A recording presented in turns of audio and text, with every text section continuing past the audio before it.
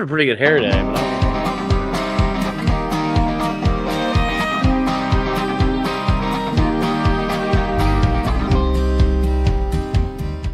Hey, welcome in. Latest episode of that SEC podcast. It's a Monday. Marler over here with Chris Marler, Locked On Cox, as we call him. Louisiana Sports Net.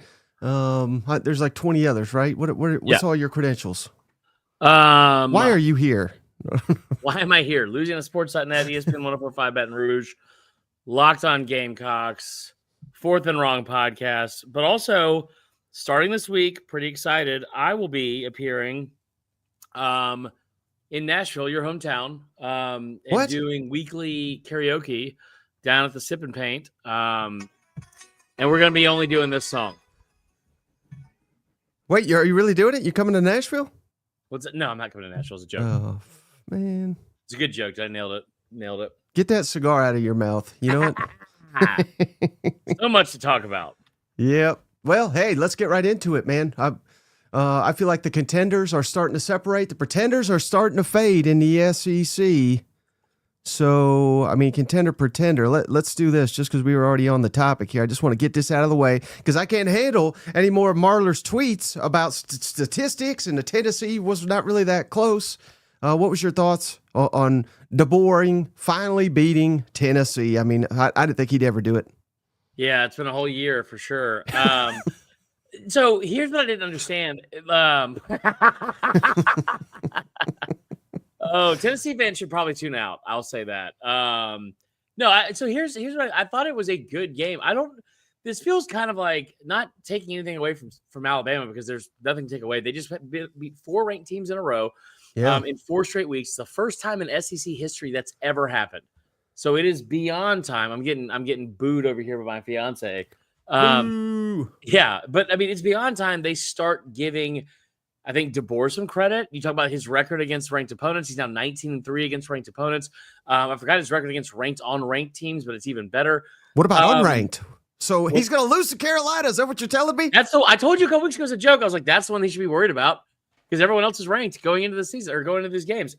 I think the concern, there's a concern for Alabama not being able to run the football. But, dude, also, if you're Tennessee and you know that, and you also know that their one weakness defensively is they can't stop the run, and you had success running the football, I was very confused as to why they didn't try to do a better job or a more consistent job at running the football, especially early in the game. I mean, late in the game, you had to throw the football. But all that said, I mean, give Tennessee credit because there's a lot of things that happened that totally changed the momentum of the game. And I know their fans were upset about it. And I totally thank you, Steve. I know they were upset about it. And listen, there's nothing to hang your heads low on. And if that interception on the 1 yard line doesn't happen, you might win that game and blah blah blah blah. But you know what else? That shit does happen, and it did happen, and you're the one that did it. So Joey Aguilar and every single Tennessee fan that's been in my mentions for weeks now, you're sleeping on Joey Aguilar. No, he turns the ball over too much. It's not his fault. Emily, yes, I don't. It's I do a good job of hiding it. But I think the thing that like he has been very, very consistent on is turning the football over. And we thought maybe he turned the corner against Arkansas in that, but it reared its ugly head again against Bama. But everybody's sitting here from a Tennessee standpoint. I'm trying to be as professional as possible, Mike. Look at Jeez Louise. He's a Tennessee fan. Read his comment. Can you read it out loud for us?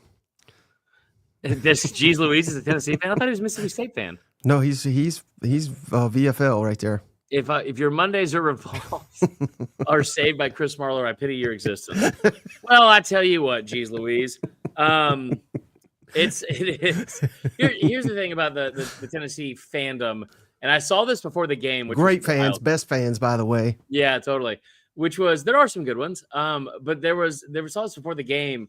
People were like, I'm not even going to go to Tuscaloosa because I already know how this is going to turn out. SEC offices in Birmingham. Alabama was penalized. They were right. 32 times for 240 yards in their last two, or 245 yards in their last 2 trips to Knoxville. There were a lot of flags in this game. I did not think that's what the outcome was dictated by at all. If you do, sure. And then also, the whole thing about outgaining a team, but like 91 of those yards, 100 yards they had at the end of the game in the last two scores, and they were down by 17. The game was over. It was in hand. But nonetheless, I thought both teams did some things really well. Bama just did a lot more things a lot better. Yeah. Well, I think the game, again, all the stats anybody wants to bring up, it literally came down to, and of course the pick six is included. Oh, there he goes. He got mad from all your comments. I can't see you anymore. Oh, there you go. Now? I think you're turning off your camera. But the game came down to this, Chris. Bama, 4 for 4 in the red zone for 28 points. Tennessee, 2 for 5 in the red zone with 14 points, which, of course, includes the pick six. The end of the game, they got the clock ran out on them. But, I mean, hell, that was literally the difference. Not the refs, not the total yardage. It was just execution. Yeah, and again, I kept saying this with Vanderbilt. I kept saying it with Tennessee. I just thought of the 4 games we saw, Missouri, Vanderbilt, Georgia, and Tennessee, where they've had the 4 straight games against top 25 SEC teams. We saw Georgia shoot themselves in the foot against Bama, and they get down inside the 5-yard line. It's or inside the 10.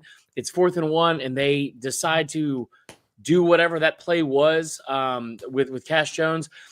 They did not run the ball when they got close to the goal line. Several times it was like 4th and goal, I think, in the first half. And they're averaging 7 yards a carry, and they decided not to throw it then.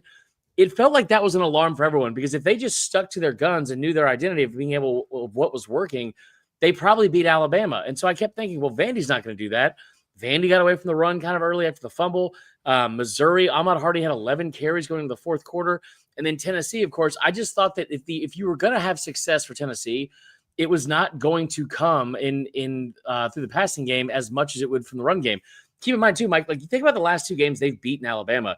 It wasn't because of the passing game. I mean, Hendon Hooker, I know he had 5 touchdowns, but they spread you out. And the reason why that passing game was so open is because they had to pull all the safeties down, and you're making it a thinner and a lighter box in the middle of the field where they were able to run on. And you saw it especially last year. I was surprised they didn't have more of it on Saturday. Is Bama the best team in the SEC in your opinion? Yeah. I don't think. Yeah. I mean, like A&M is undefeated, and that's great. I think that's like really impressive, and hats off to Mike Elko. They're 7-0, and that deserves a ton of credit.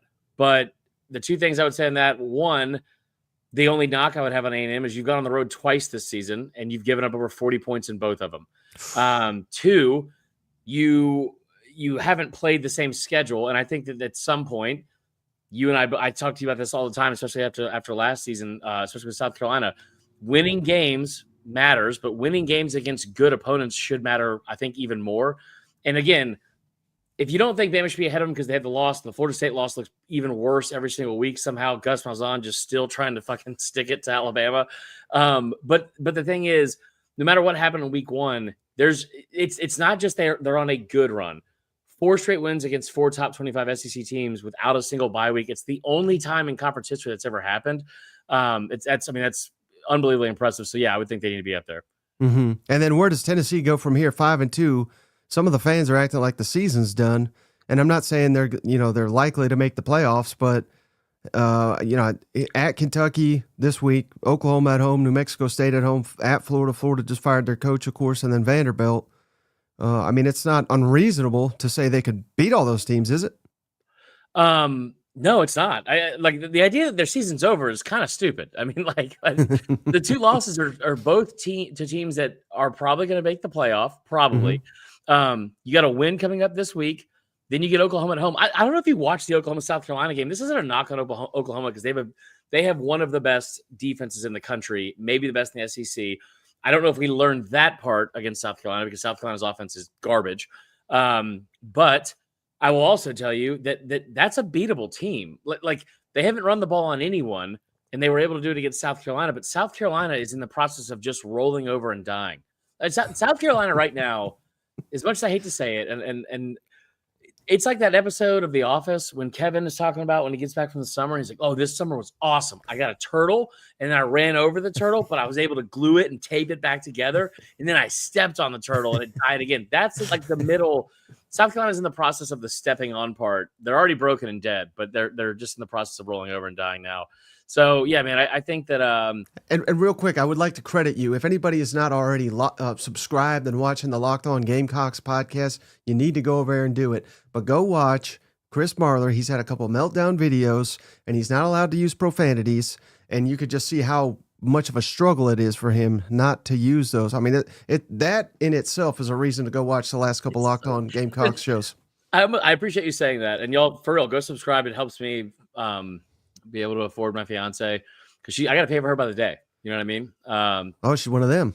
Yeah, she's Korean? not from Russia, but okay.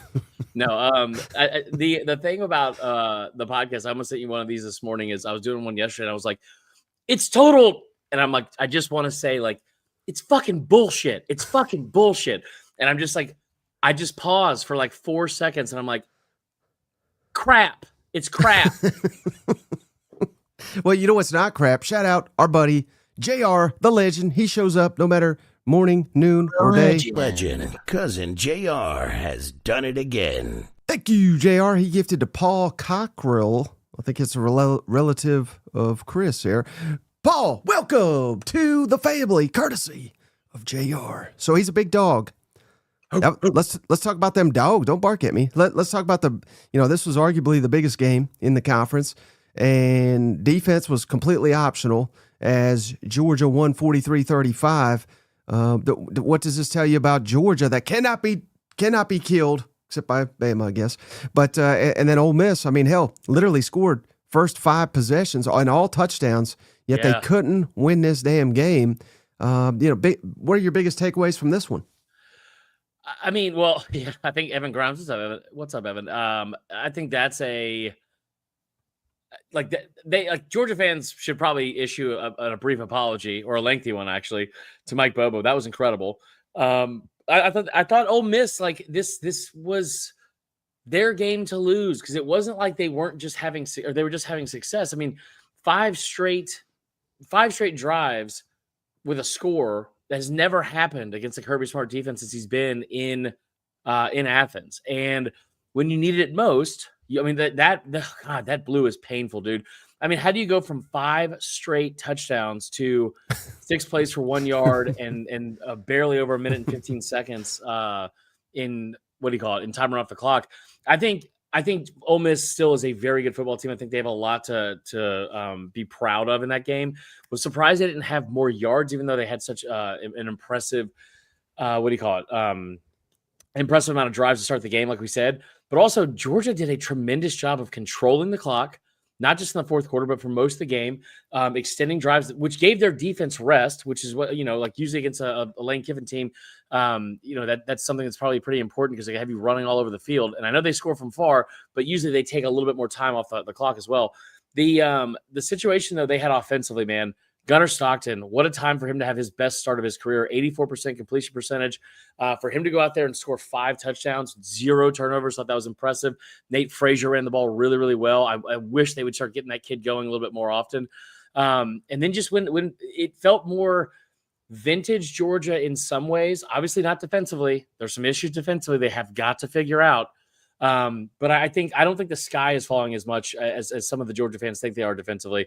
I will also say the vintage part of it for Georgia was that Kirby death march at the end of the game. When you're down 35-26 and the final score ends up being 43-35, and you're able to take the football and impose your will offensively and push people around that offensive line that's been a little bit of a liability for most of the year, I thought it was awesome. And they converted on fourth. They were able to get big key plays.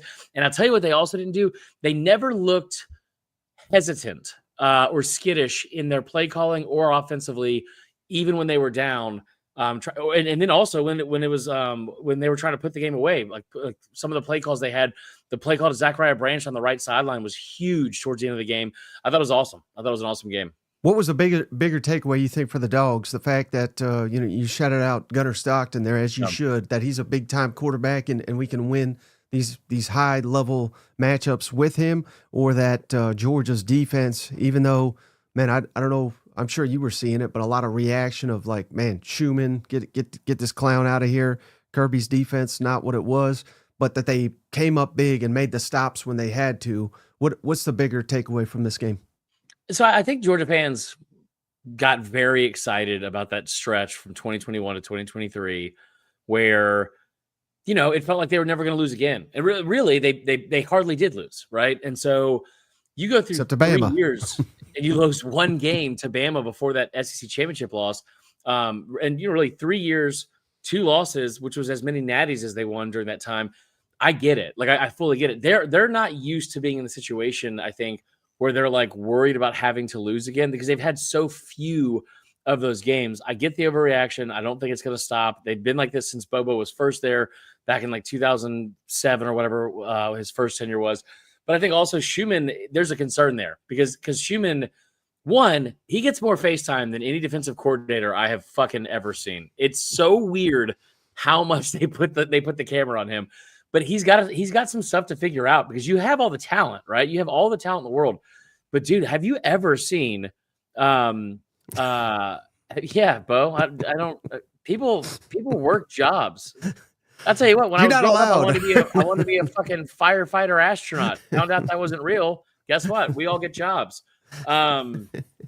Anyway, so they I think that the biggest concern I have for Georgia moving forward, and there's a lot of strengths here too, that I'm not just trying to like be negative at all, but I think that's also kind of where Georgia fans tend to live because like that win was good, but there's some clear things they still need to shore up before if they're going to go on a run.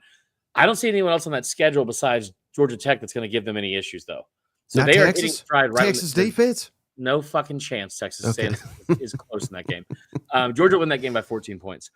But I think the bigger question is that those cornerbacks, and you've seen it for 2 years now under Kirby Smart. It might be the worst tandem of quarterbacks I've seen under Kirby Smart, maybe ever. Hey, what about Ole Miss? Have they? I don't want to say they've been exposed. Hell, it was a high level game. They were winning going into the fourth quarter. They could have had it, but Trinidad again maybe got a moment was a little too big. Now they're going to Oklahoma, and I've already kind of put this out there. You will probably disagree with me, but I think if Ole Miss loses at Oklahoma, they're not making the playoff. What's your thoughts on that? I disagree. I mean, I think they're a shoo-in. I like they could lose this week. I think they're fine. I do love what Mississippi State's doing right now. Mississippi State's been a fun team to watch. And Florida. But they're not going to lose. How big of a distraction is that going to be? What? Kiffin to Florida, playing Florida. Oh. That's going to be. Hey, it's been a distraction before. Just saying. Yeah, Auburn. I don't see it being an issue because I mean, we can get into the Florida job. I'm sure we will.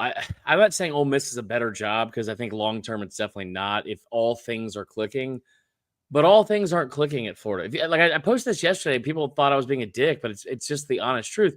If you want to know how unstable and toxic that whole job and situation in Gainesville is right now, their choice to be the backup interim coach, Jabbar Jaluk, was.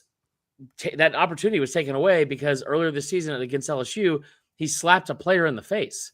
So it's like there were so many things foundationally and fundamentally wrong with the Napier tenure there that I think that, I don't know why Lane, especially if they make the playoff, which I think they will, if they make the playoff, I don't, what's the reason for leaving? Like, what would be the reason for leaving that job at Ole Miss when you have such a long leash and things like, that you're able to be in charge of and able to do. I'm assuming it'll be in his contract that he's allowed to fucking go do shirtless hot yoga on camera before games.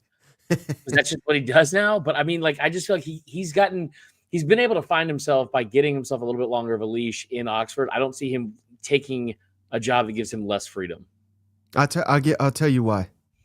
And I'm not saying he takes it, right? I've been pretty adamant that I don't think he will. But if he does, there's only one reason, is because he does not believe he can win a national championship at Ole Miss, and the belief is that he could do it at Florida. At Florida over Ole Miss.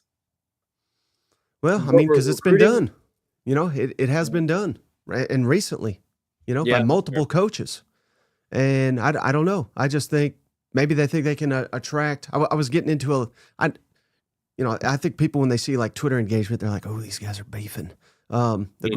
Brooks Austin. I mean, hell, he's elite, right? But he was just saying that you can attract a lot better talent to Florida than you can Oxford, as evidence of Billy Napier not being a good coach, but still recruiting at an elite level. So that is a case to be made for that, I would think. Yeah, I mean, like it's a more fertile recruiting ground for sure. I mean, you go out in your backyard, you find a 3 or 4 star in Florida. I think it's easier to attract talent there. I think that goes without saying. I guess. I mean, you're probably right. I think, and the resources should probably be a little bit further. I think the question is like, what is Ole Miss going to be willing to pay and invest into this? Because I mean, like the ball is in their court. I think if they go to Lane Kiffin and they say, "Listen, we're going to give you $11.5 million to stay. We'll give you this amount for your staff, and we'll give you this amount for your NIL budget that you're going to have every single year." Because here's the thing that people don't understand about Florida either. Everyone keeps talking about how it's so easy to win there. But Scott Strickland going into the 2024 season, he had made 8 hires as the AD at Florida. 2 of the 8 hires had a winning record in SEC play for their respective teams. The men's tennis coach and then the men's basketball coach, Todd Golden. 2 had winning records against SEC opponents. 2, the same number, were dismissed and fired because of abuse of athletes. Like, that's catastrophically bad to have 6 of 8 hires have losing records, and bad. Like, not just like they were 489 their win percentage. It was bad. So I don't really understand why he would ever be in charge of making the next hire anyway. If he's able to backdoor I think what should be the end of his tenure with a national championship from Todd Golden and then land Lane Kiffin, his job might be saved, I guess. But if you're Ole Miss, you just say, how much do you want? What's reasonable? And how do we figure out from our boosters what we can do to bring like what we can bring in annually and consistently, like that is a bottom line. We're never going to have to worry about anything lower than that. Right. Keep this thing going. Because here's the thing, too. Kiffin might not be the best coach in terms of like winning the big games, and he faltered on the season last year. Who's going to replace him at Ole Miss and give them anywhere close to the success they've had? Dan Mullen. No, I'm just kidding. Because Mississippi State. Hey, shout out. Showing up. Steven up. Boys in Tuscaloosa. It's Steven up. Roll Tide. Appreciate you, Steven up. He gifted Joshua Martin. Joshua, welcome to the family. And he also gave us $10, Chris, specifically for you. Thank God. So we're going to split this if you can hook him up. I still need that dime, Marler. Help a brother. And then, hey, shout out Cam. He gave us $10. Mike, I'd like you and Marler's take on how stupid of a play call Jeff Lebby made. I'm still in shambles. For anybody that missed it, a final score, Florida 23, Mississippi State 21. Mississippi State was well within field goal range. They have a very good kicker. And for some reason, they asked Blake Shapen to throw the football, and he was intercepted by a freaking nose tackle to end the game. I would never fire a coach for one call, but that's about as close as I'd come to it. I disagree. I thought it was a good defensive play call for one. Dropping a defensive lineman in coverage is, hard to see. Why are we throwing the football? They had also just missed a field goal right before that, so I understand wanting to move closer. I probably would have ran the football. Yes, it's a questionable play call for sure, but throwing an interception to a defensive lineman, that was a very good defensive play call as well. And I think it was just one of those we're better. The best play call or best team on that specific play won. I would have ran the football because this is a hypothetical and I love to be right. So I will say that you're not wrong there. I will also say, I thought maybe I'm fucking stupid. I was drinking. The nerves were unnerving on Saturday, Mike, for that game. I was drinking early. Maybe I'm just dumb. Oh boy, hit the monitor here. Maybe I'm just dumb. I definitely thought he made the first field goal. Yeah. Am I crazy on that? Yeah, you're a little crazy. I thought he missed it, but hey, I wouldn't put it past the SEC refs to miss something. You know what? Yeah. Well, they like the guy whose goalpost or whatever it was over. He immediately looked to the other guy, and it was for way longer than they usually do. He was like, I don't know. Like, what do you do? You go first. Count of three. Liquid was there. He said I was 5 rows up. He missed it. Oh, fuck you, Liquid. You don't know shit. Bo says your camera doesn't like you, Chris. Yeah, I know, dude. Bo, you and my camera both, brother.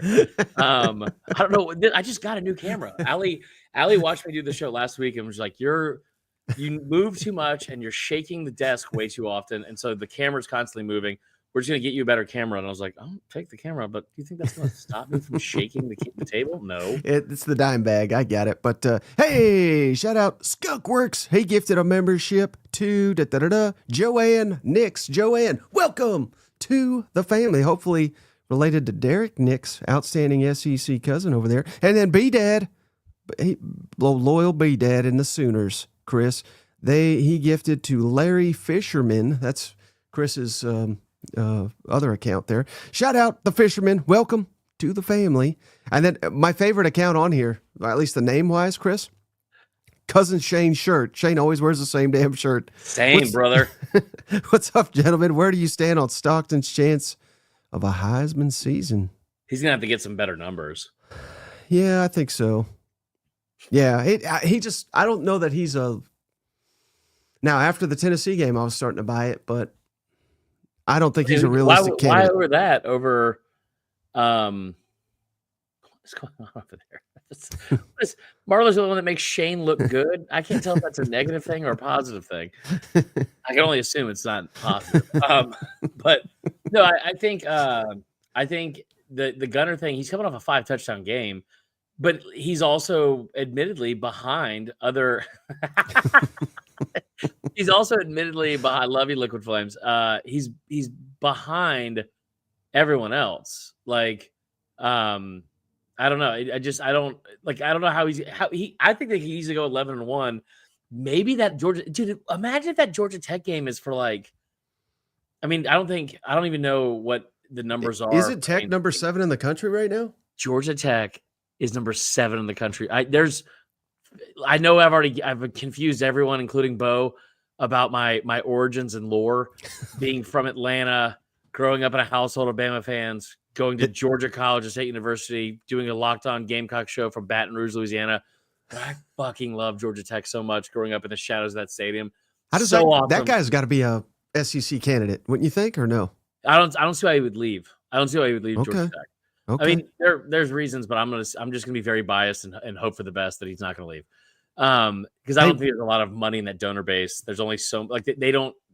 If they go back to mediocrity, it's not going to kill that fan base like it would others. But it's his alma mater. He cares, and you can tell that he cares. I think he's been awesome. The game this weekend, man, they're undefeated going to Duke, and they're an underdog, and it was 27-10 late in that game. They got the garbage score touchdown, a lot like Tennessee tried to with their yards anyway.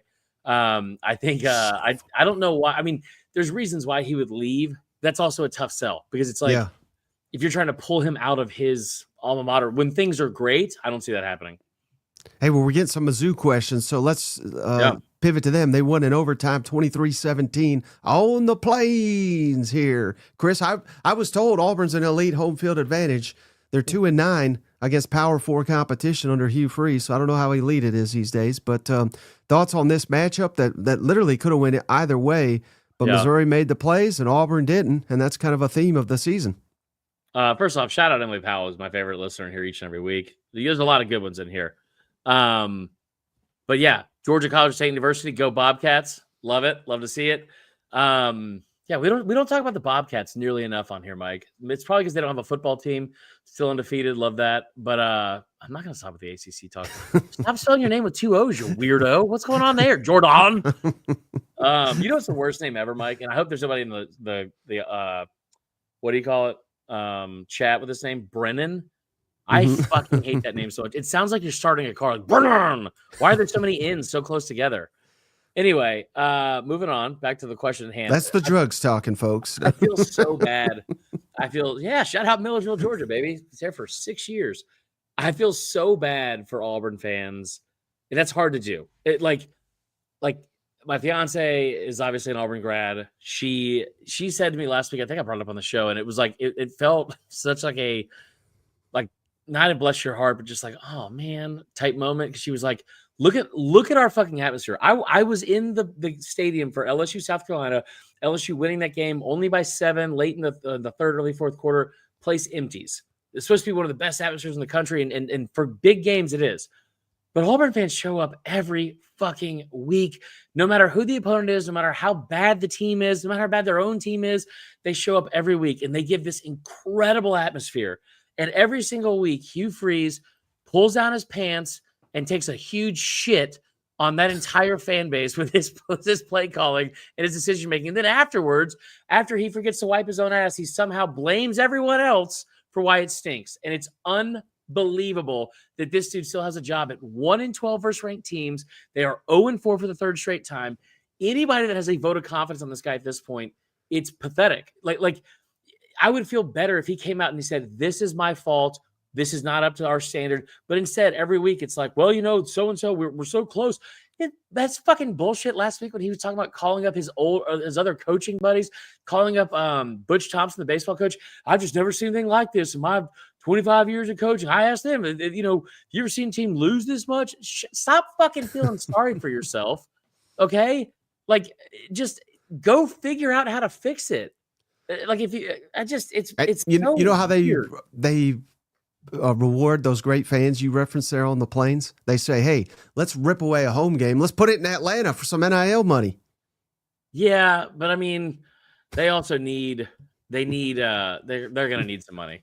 Listen, like if Auburn fans are upset about that, I get it. I truly do. But you're also sitting as a part of a fucking program that has decided to invent the buyout game in college sports. Like, Tommy Tuberville was like the first one I remember having that happen when he had like 5. Yes, by the way, fantastic whiskey. I finally got it. It was so good. Thank you so much to Tennessee Legend Distillery and King Snake bourbon whiskey or whiskey. What is it? Bourbon whiskey? I'm an idiot. It was fantastic, man. Thank you so much. Haven't tried the blackberry yet though. Shane went through all of his. Auburn has But what about Missouri? You've not even mentioned them. Again, going on the road. I mean, they're still in the playoff hunt here. Can you just bring up my tweet yesterday about Eli Drinkwitz, please? Because I'm so upset that this did not break the internet. Because it's perfect. Let me try to find it real quick. No, I love Missouri. Everyone here does. Chase is in the audience. Zion Young was awesome. That offensive line, they ate them alive the entire day. I think the concern here, it's a huge win, being able to win on the road when you don't have your A game. It's your first road game of the year, too, which is kind of crazy. But, I mean, you're going to have a few more of those, and then probably in lesser environments, but against better teams. So you got to figure out ways to get better. Huge game this weekend in Vandy. But I also think that, there's also something to be said for as bad as they looked. There's something to be said for being able to figure out a way to win on the road when Bo Perbula is not even close to being at his best. And also, god dang, dude. Just the best tweet I've ever had. The best tweet I've ever twatted. Live look at me when the hibachi chef asks, "Who wants some shrimp?" That is good. Oh, man, so good. Come on, here we go. You should have retired after that one. For real. Now, go back to that other way. That was much better.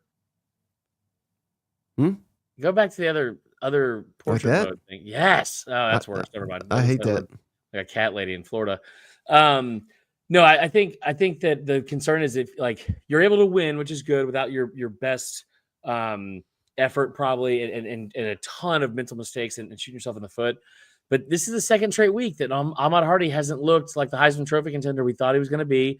And if Bo Perbula is not is this version, I mean, he's 6 interceptions in his last 4 SEC games that he's played, or sorry, his last 4 games that he's played, 4 in the last 2 weeks alone.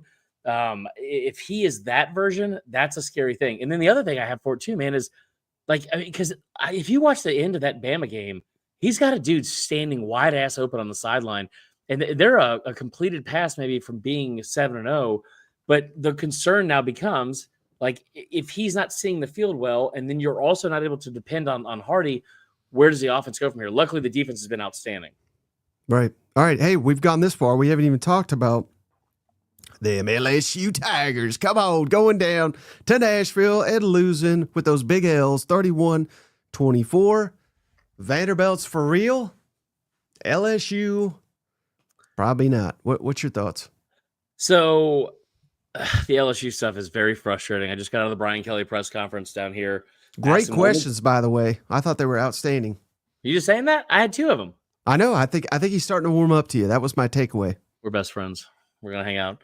I was thinking about this earlier too. If he ends up getting fired, I'm going to be so upset because I go into this. I hate this guy's profile name so bad. It's so good, but it makes me so uncomfortable. No, so I think the LSU side of it, I'll start there. Actually, let's start with the Vandy side. Let's give them credit because I feel like I think everyone here. There's no disrespecting Vandy at this point. I think everyone is respecting Vanderbilt. I do. I don't think people are still in that wagon or that I don't know headspace. They're like, well, they're not any good or they haven't played anybody. I keep comparing to like Indiana last year, like where it's like Indiana didn't really play anybody. They ended up having to play ranked opponents. They got embarrassed. But with Vanderbilt, they've played a little bit. They've played a much harder schedule than Indiana did a year ago. But it's also still very similar because it's not some cute, fun underdog story. Thanks, Brodo. It's not some fun, cute underdog story. Like Vanderbilt's legit. Like Vanderbilt is legit. And I said this earlier. I wrote an article about it. I'll post it later from LouisianaSports.net. Shameless plug. Go check it out. But I said this in the article that's up there right now. What do good football teams do, Mike? They own the line of scrimmage. Vanderbilt has allowed 5 sacks all season, which is the fewest in the SEC. I think they had the fewest allowed last year as well. They also have 50 tackles for loss, which ranks in the top 5 in the conference on the other side of the ball. What else do good football teams do? They protect the football. They have 6 total turnovers, and they had 7 last year, which led the entire country. Good teams don't beat themselves. Vandy has just 14 penalties in conference play this year. That's the second fewest in the league. Good teams also have elite quarterback play, and we all know by now how good Diego Pavia is. The thing that makes this Vandy team so difficult to play against is, and Brian Kelly brought this up too, they're like playing a triple option team because those teams control the clock. They're not in a hurry to snap the football, and they do stuff on every single play that's unique, creative, and you have so many things happening that your eyes have to be in the right place defensively if you're going to have any sort of ability to be successful on that side of the ball. Vandy held the ball for however long, I think 37 minutes in this game, and LSU was only able to get off 49 total plays. I mean, they just squeeze you. And when that happens for a team, especially that struggles on offense like LSU, when that starts to happen and you start realizing, hey, it's the second half. We've had, I think they had 5 total possessions going into the fourth quarter. And I think that Vandy hadn't even punted except for maybe I think the first punt. Yeah, the first punt was in the fourth quarter. Mm-hmm. So like when a team that's already not very good on offense starts seeing that clock and like we're realizing like the chances and opportunities are getting slimmer and slimmer as the clock goes on, I think you start playing into their favor in terms of you start to panic a little bit and then you start like going out of your own comfort zones, which already aren't very great with how bad and limited you are offensively. And they just kind of squeeze you, man. It's a boa constrictor type thing. And it's really, really impressive. But not as impressive, or who's not impressive, I should say, is LSU and that toughness. Well, I mean, what happened there? I mean, I realize Vanderbilt's tough, but that's got to be pretty humbling for LSU fans to be kind of humbled by Vanderbilt, particularly on the line of scrimmage. Yeah. I mean, yeah, because I think there's also a part of it for LSU fans. I was told this going into the game and like talking to people around the program. It was like, because I think that you have the concerns on offense, but they took a step forward against South Carolina. And also, like, the defense is still there. The defense travels. Even without Whit Weeks, the defense should travel and they should have a game plan because Blake Baker's been awesome and so is this defense. And you've got dudes everywhere.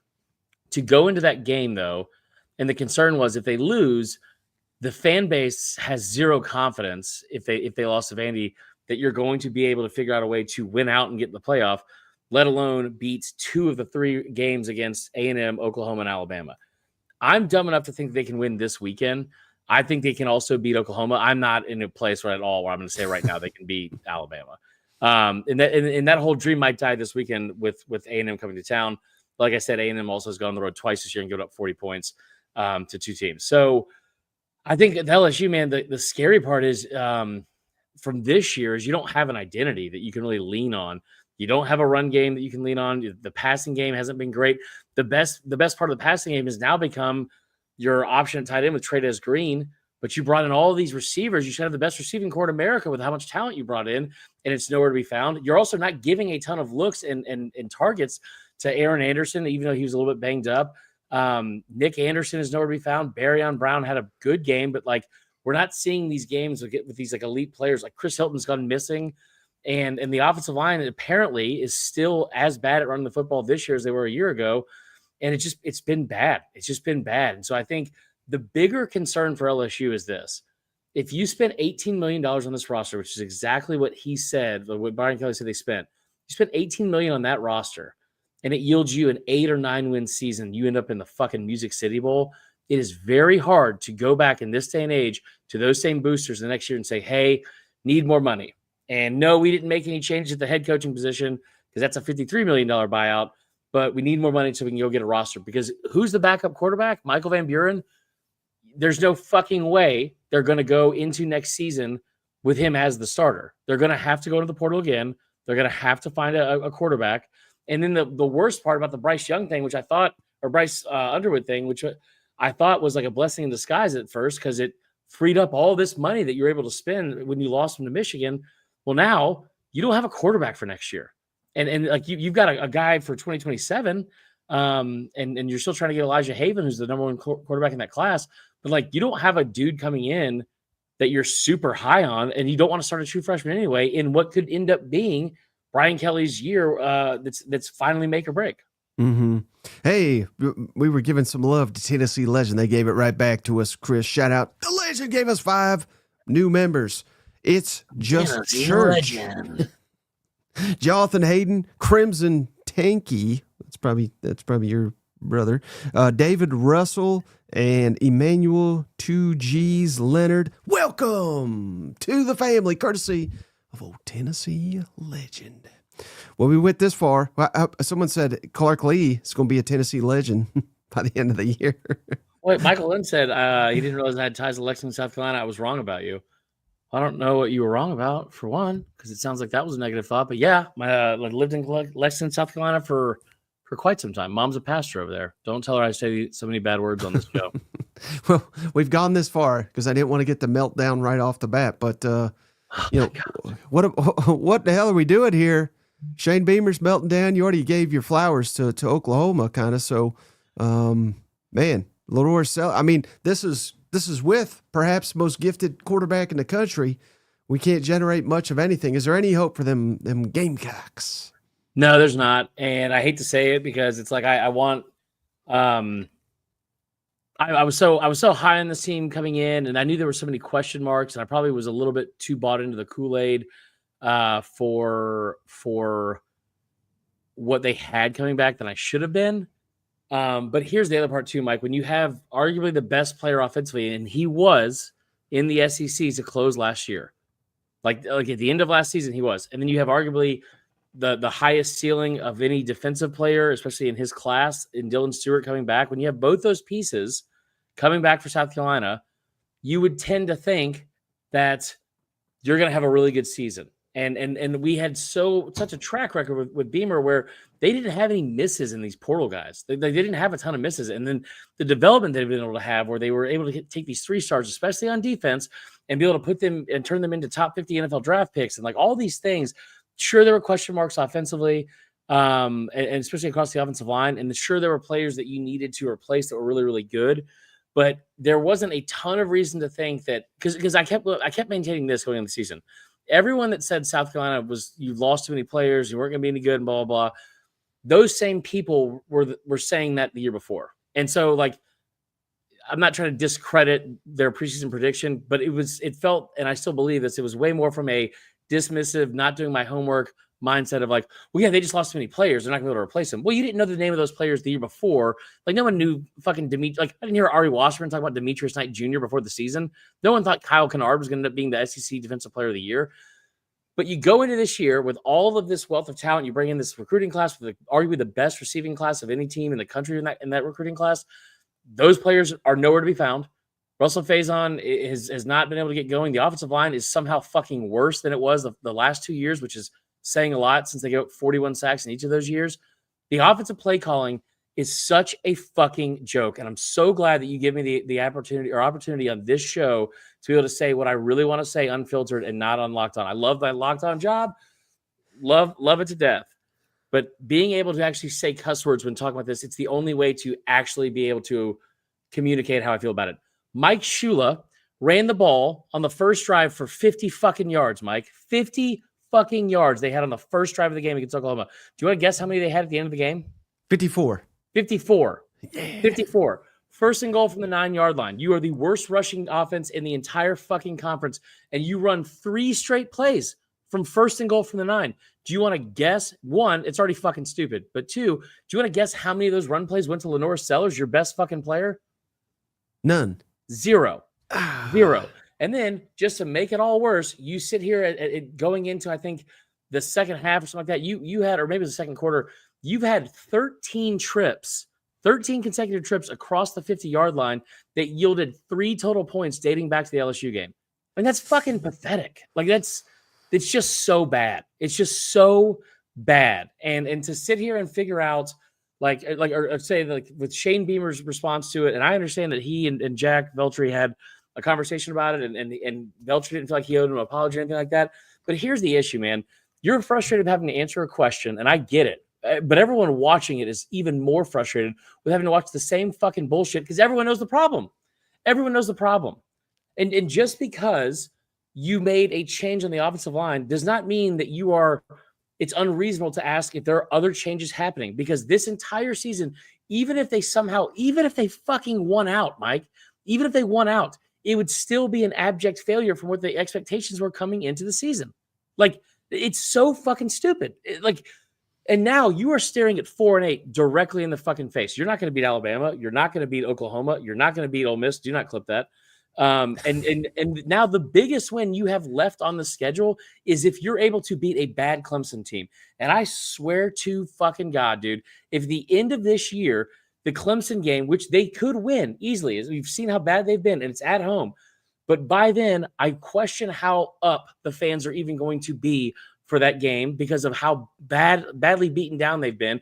You saw them booing early in the second quarter. It feels like there's people that feel like Beamer's kind of lost the fan base. And I'm getting texts from people in not the highest of places, but high places saying that, like, the murmurs are becoming louder and louder with how frustrated they are with him. And you know what you could do to stop it? 1, make a fucking change or admit that, like, this is something that is an issue instead of lashing out irrationally and projecting, as my therapist would say, at a reporter for doing their fucking job. And the idea, the scary part for South Carolina, the doomsday scenario, I'm going to do a show on it later today, is I think Beamer does want to stay. I truly do. But there are sources that have said with Beamer that if he ends up leaving to go to Virginia Tech, it would be because the lack of feeling wanted and still, like, and appreciated by South Carolina and the fans. If you are telling me that, like, your happiness and people being nice to you after you are shitting the bed every single Saturday is what's going to make or break you staying or going, now you've given this power to somebody where in a year where there's so many, I think 11 openings right now for college coaches and different programs around the country. Now you have to sit here and make sure you're not behind the 8 ball so you can go out and try to get somebody if he does decide to leave. And if it's being based off his feelings, well, we've seen how he acts, like, emotionally. Like, you saw it with Brett Bielema last year in the bowl game, and you saw it, like, in the post-game press conference. I like Beamer. I think he's the guy that needs to be there. But I also think it's okay to sit here saying sometimes, like, hey, man, like, you're fucking up. Like you're not, like, things aren't going well. And that's okay if you use it as, like, a building block to get better. But the first part of anyone that's got an issue is you have to fucking look at yourself in the mirror and acknowledge there's a fucking issue. And there is. And just end the fucking rant. Wow, beautiful. Standing ovation, even though I'm sitting. Well, you know who else gets one? We haven't talked much. A&M, 7-0 A&M. Again, it's not pretty necessarily, but, well, when they needed to, they got some stops, and they were damn near unstoppable. Of course, everybody looks unstoppable against Arkansas defense, but I think just because Taylor Green's just such a freak show, they were able to keep it close. And now we got a huge game looming, as you already referenced, A&M at LSU. What's your early thoughts on that one? I've been off on LSU, I think, this year because it's just there's too much talent, Mike. There's just too much talent for them to be this average. I like A&M. I love Mike Elko, dude. I know he's built like fucking Grimace, but I mean, look at that body type is. I'm not one to fat shame, but my God, he is just he's built like an iceberg. It's right here and then boom. I just he's done such an incredible job. I love what their hits in the portal have been great. The receivers especially. I think Marcel Reed's been really, really good, really impressive. I expect him to put up really good numbers against an Arkansas defense that was bad. I think the question now becomes, there's some things that our A&M does defensively. I mean, they have the SEC sack leader in their front four, and there's some things they do defensively that they do well. But both times, that's good. Yeah, that's fair. Both times they have left College Station, they have been in games where they've given up 40 points. Now, those are two much better offenses than LSU's is. But I will also say, I don't think they destroy LSU. I think this game goes one of two ways. I think LSU can win it if it's close, because they're able to finally start figuring out some things offensively. Now, keep in mind, there's nothing they have done this season that would make me feel that's going to necessarily happen and put a lot of confidence in it, besides what I've seen A&M do on the road. The other outcome, I think, is this. If A&M comes in here into Death Valley and goes up 14-0 or goes up by double digits early, that place will empty immediately. Just living here, people told me about it before I got here. They were like, there's a couple things going to happen in Baton Rouge. You're going to get even fatter because of the sodium and the red beans and rice. But also they like the sky is falling after a loss. And I think that the fan base is so fed up with where they're at. And I think it started probably in 2023 when you look at the talent you had offensively. And if you just had a defense, you could have made it, much further along. And I think you look at what they have now. Can they win it back though by beating A&M? Are the fans back in? A little bit, but then I think just with where the negativity is right now, I'll tell you what, if they go out there and they win 41-24 or 41-30, they the only way you get this fan base back in. I don't think things could score 40. What's that? How? There's no way in hell they score 40. Well, if they extend the game into 8 overtimes, maybe. But I think also,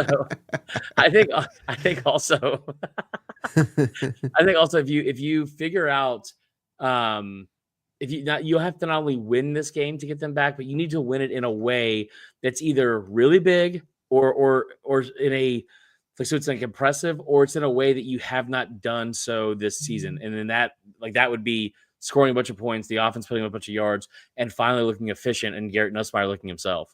Yeah. Hey, I don't know if you saw this today, but Sarkisian, he was asked if he's thinking about giving up play calling, and by like every metric, Texas offense is just complete dog shit. I know it's easy to jump on Arch Manning. He didn't look very good. He only completed 44% of his passes against Kentucky. I mean, this is the worst drive chart I've ever seen. The one touchdown was a 5-yard drive. You ball that many times? Yeah. How many drives is that? 14. So 14 drives and 3 field goals essentially is what you got. Mike, I added it up. It's 14. You were right. Well, it says at the bottom, total drives. That's where I look. But damn it, I didn't see that. but basically, point being, I don't know if you saw this today, but they're literally questioning him. Should you still be calling the plays? And he said, of course, as all these guys say, that's why I got this job. I ain't giving it up. So, man, is it time to panic in Austin, or is that just like a one-off? It's a one-off. I mean, like not the Kentucky game. This season might be a one-off. Yeah. Look at the rest of the scores. I don't like. First off, and fuck off, Texas fans. If this is the breaking point for you, because you had a close win that you should have lost in Lexington, like. The idea that this is somehow, I will never ever blame Steve Sarkisian should be calling plays until they pry the sheet out of his cold dead hands. Like, he's the best offensive mind in all of college football, along with Lane Kiffin and Ryan Day. And I got him as number 11 in the SEC. That fucking pissed me off still. It's not even like you think about like what he did as an OC. You think about the offenses he's had at Texas and what they've been able to do. Like, you think about like the points he's been able to score this year at times. Like it hasn't looked efficient, but part of that is because he has a quarterback that is extremely overrated that you idiots in Austin decided was going to be the best quarterback in the history of the world because he played a bunch of fucking Make-A-Wish kids in high school at Newman High or whatever it is. Like, Have you ever seen his high school tape? No. It's like a fucking upward basketball league. It's fucking embarrassing. So, like, I get the frustration. They didn't score a lot of points. Kentucky come off a bye week. It's on the road. Whatever excuse you want to make. I watched a much better Georgia team a year ago and go there and struggle 13-12 in a close win. So I get it. The idea that he should take away play calling duties from himself is just so incredibly stupid. Like there's not a better track record and a better offensive mind than Steve Sarkisian calling plays. It's him, Kiffin, and Ryan Day, and the rest of it, it's not really close. Like, I mean, like, I don't know why that would even be suggested. What about Heupel? What about Napier? What about Shula? I would put Heupel in tier 2. I would put Heupel in tier 2, especially on script. I would put Buster Faulkner up there in terms of creativity. I put Mike Bobo up there in terms of if you want a quarterback what about Grubbs? Just throw screen passes. Wait till you see Mike Bobo's offense, brother. But no, it was Arch adopted as the greatest comment that has ever been put in this fucking chat. How has no one said that? Oh, they say it every week. Oh, do they? There was another one. I'll tell you off air. I didn't want to read it on here. Eating contest with Cousin Shane and Mike Elko. First off, let me just explain something, guys. I made a joke about myself and my weight. Doesn't mean you can. And I love Shane, but I'm not fucking Shane and Mike Elko big. Dicks. Hey, so is he still playing golf? Yeah, I don't think today's. I think he's a little bit under the weather, but it's my favorite content of the entire offseason, dude. It's my favorite content of the offseason. I'll let him know. Hey, so aside from A&M LSU, what's the best game on the docket this weekend in the SEC? Dude, it's Vandy Mizzou. That's going to be such a good game. That's going to be such a good game.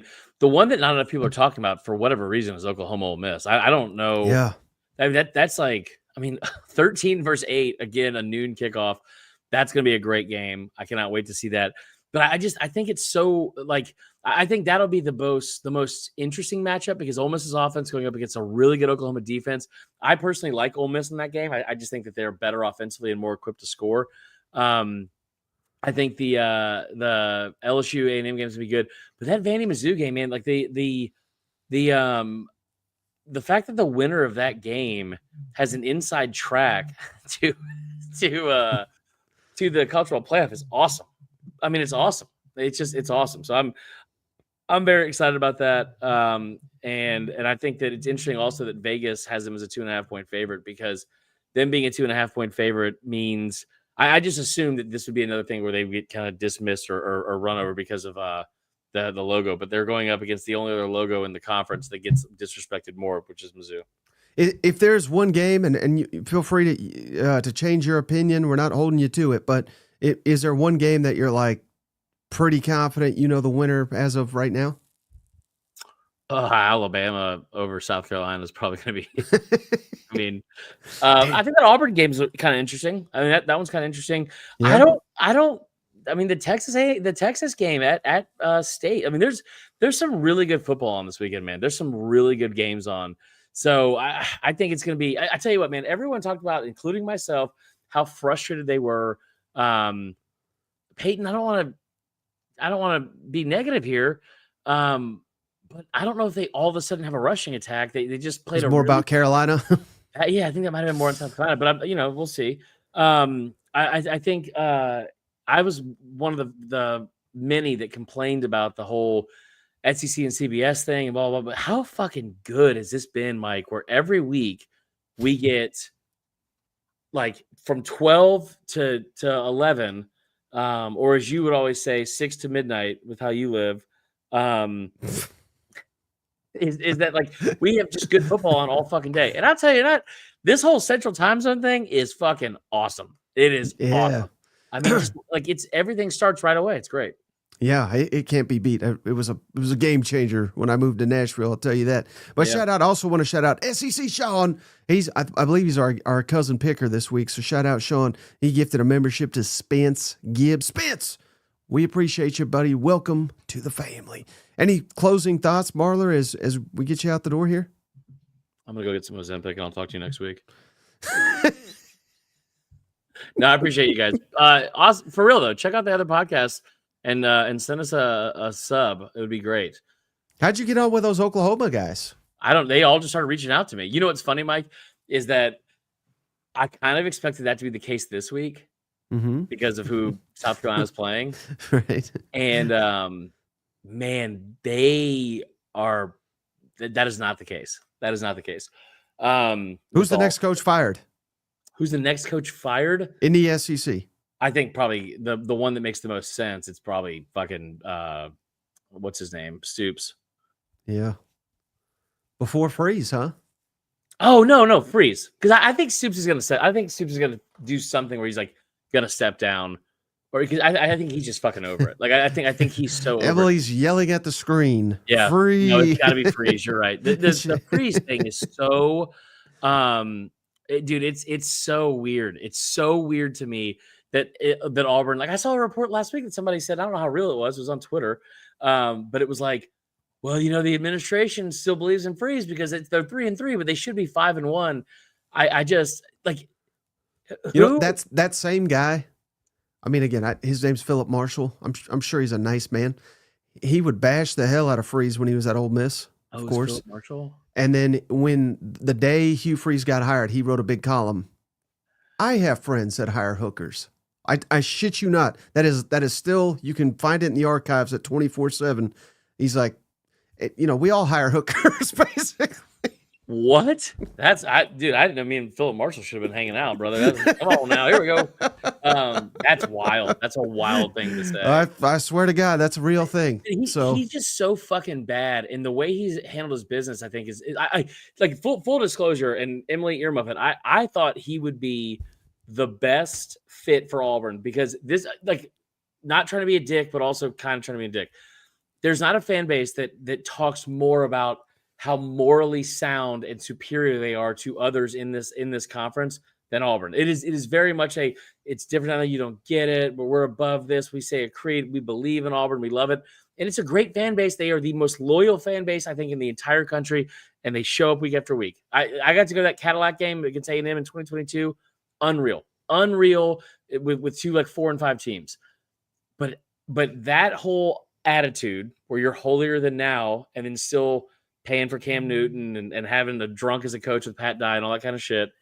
Like, you're just like the rest of us. To go hire Hugh Freeze, I thought I was like, oh my God, the swindler meets the other swindler. Like, this is this is incredible. These are two fucking TV evangelists that are somehow joined together to make an even bigger TV evangelist.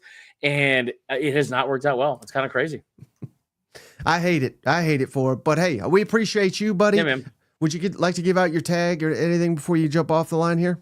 Vern_Funquist on Twitter, and Locked On Gamecocks and LouisianaSports.net. And hopefully you'll have me back on your show. It's like pulling teeth to get you to show up for your own show. But hopefully I'll be back on it this week. I appreciate it, brother. I'll talk to you later. Go Bobcats. Bye-bye. We'll catch you tonight. Stephen Lassen, 7 o'clock Eastern, 6 Central. Bye-bye. Hey, buddy, this beer's for you, Mike, and Cousin Shane. That SEC podcast loves the Pirate, and the Pirate loves that SEC podcast. Hail State.